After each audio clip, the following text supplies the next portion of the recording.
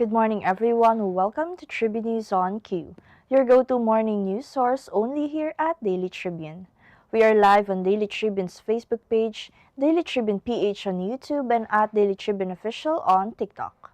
For our headlines. Public Works Secretary Vince Dizon announced on Monday that he will sign a new department order making the appointments and promotions of DPWH officials performance-based rather than reliant on political referrals. State prosecutors have recommended filing 2 counts of murder against 3 suspects in the killing of a female police officer and her 8-year-old son.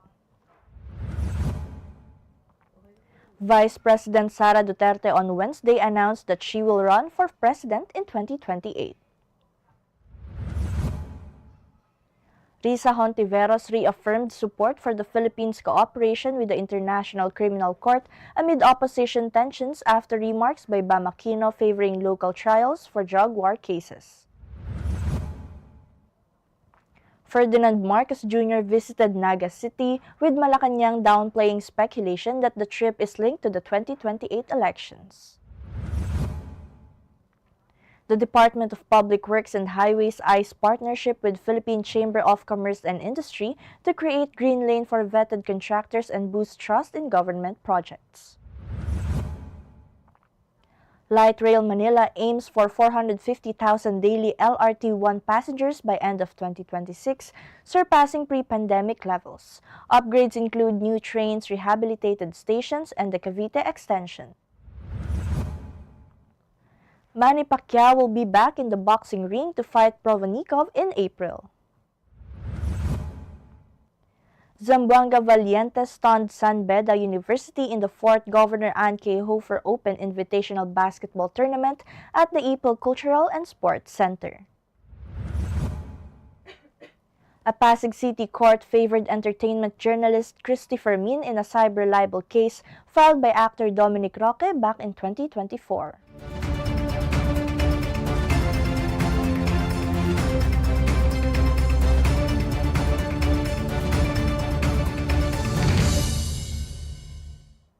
Today is the 21st of February 2026, Saturday, and I'm Chynna Basillaje bringing you this week's top stories. Let's get started.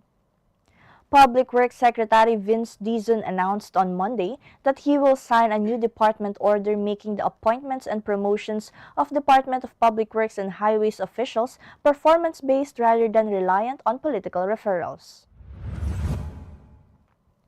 In a press conference, Dizon said the performance of regional directors, district engineers, assistant district engineers, and other agency officials will be measured using 3 criteria. First is timely and quality completion of projects. Second, timely and quality repair and maintenance of roads and bridges. And third, quick response to damage from man-made or natural disasters. The performance of the officials will be reviewed annually by Dizon. State prosecutors recommended 2 counts of murder against Pia Panganiban, Christian Panganiban, and Hale D. Jr. for the deaths of Police Staff Sergeant Diane Marie Molinido and her 8-year-old son, John Ismael. The victim's husband and the witness were cleared of involvement, while robbery-related charges were dismissed due to lack of evidence. The case now advances to formal proceedings before the Quezon City Regional Trial Court. And Vice President Sara Duterte on Wednesday announced that she will run for president in 2028.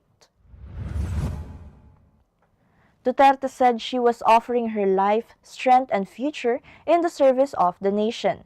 Independent opinion surveys rank her as a strong contender in the 2028 race.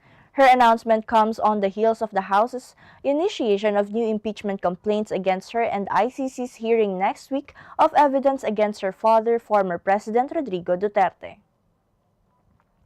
And Senator Risa Hontiveros reaffirmed support for the Philippines' cooperation with the International Criminal Court following Senator Bam Aquino's remark that drug war cases should ideally be tried locally. Former Senator Antonio Trillanes IV criticized Aquino for downplaying families' calls for justice over extrajudicial killings under former President Rodrigo Duterte. Hontiveros stressed international justice is vital when local courts fall short, while Senate leaders Vicente Soto and Alan Peter Cayetano warn against foreign interference. Duterte faces crimes against humanity charges and has been detained in The Hague since March 2025.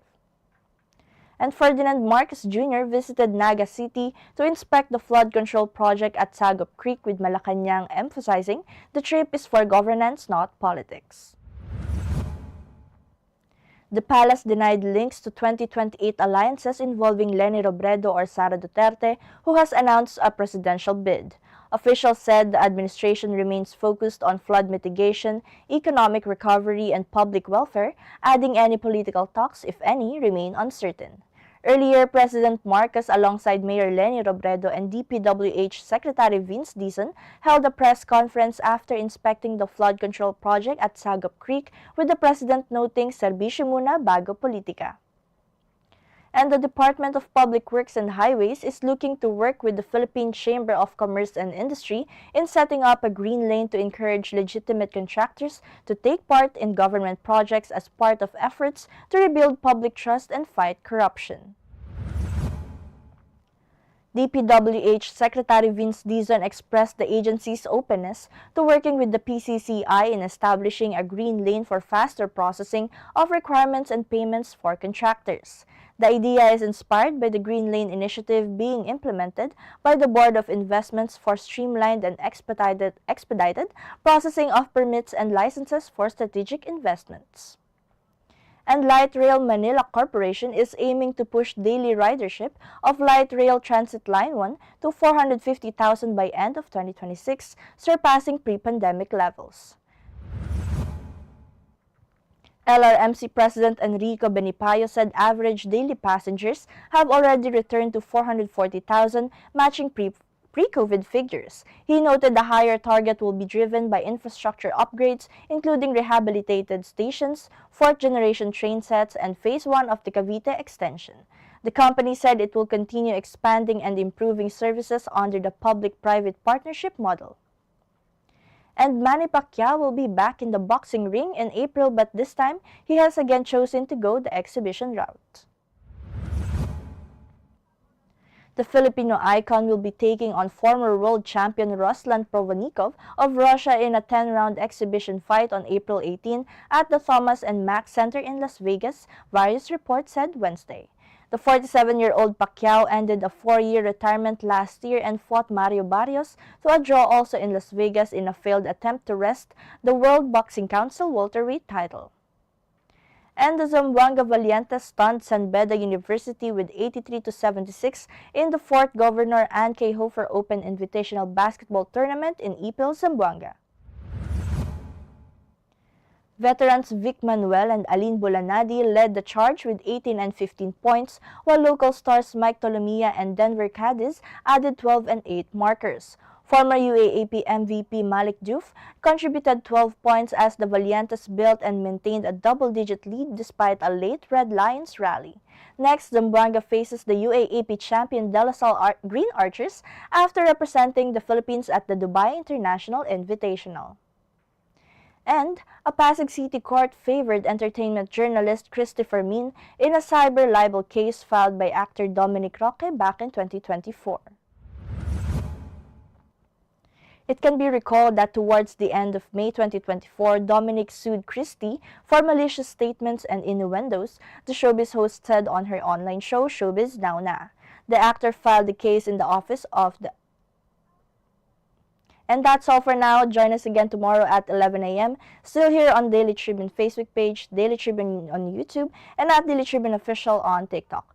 Also catch the diva that you love, Alvin Ignacio, and Ultra Maldita Alex Brosas later and tomorrow 4 p.m. for DTT Show on Jari Terada's Facebook page and YouTube channel.